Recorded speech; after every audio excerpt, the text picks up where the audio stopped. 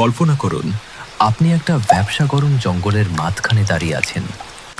পায়ের নিচের মাটি কাঁপছে, জমে থাকা বৃষ্টির পানিতে কম্পন দেখা যাচ্ছে।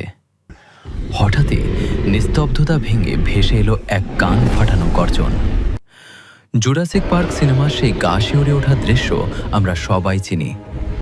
এটা এমন একটা স্বপ্ন যা আমরা বহু বছর ধরে দেখছি, কিন্তু সিনেমার সেই জাদু কি বাস্তবে সম্ভব? গল্পটা খুব সহজ করে আমাদের বলা হয়েছিল, অ্যাম্বার বা গাছের আঠার ভেতর আটকে পড়া একটা মশা খুঁজে বের করতে হবে। যদি সেই মশাটা ডাইনোসরের রক্ত খেয়ে থাকে, তবে সেই রক্তেই লুকিয়ে আছে আসল নকশা। বিজ্ঞানীরা ডিএনএ বের করে আনবেন, ব্যাঙের জিন দিয়ে জোড়াতালি দেবেন, আর ব্যাস তৈরি হয়ে যাবে জ্যান্ত টিরেক্স। শুনতে একদম নিখুঁত লাগে, তাই না? কিন্তু দুঃখের আসল সত্যিটা হলো, ডিএনএ খুবই ভঙ্গুর বা নরম জিনিস। ডিএনএকে ঝড়ের মধ্যে ফেলে রাখা একটা বইয়ের সাথে তুলনা করতে পারেন। সময়ের সাথে সাথে এর পাতা পচে যায়, লেখা মুছে যায়।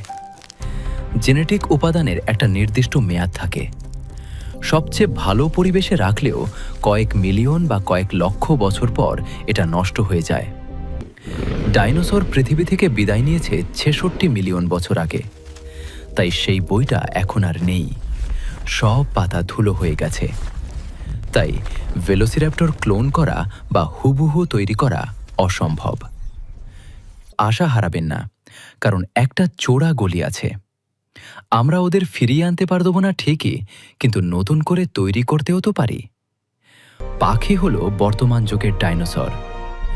বিজ্ঞানীরা এখন একটা মুরগিকে উল্টো পথে বিবর্তন বা রিভার্স ইভলিউশন করানোর চেষ্টা করছেন।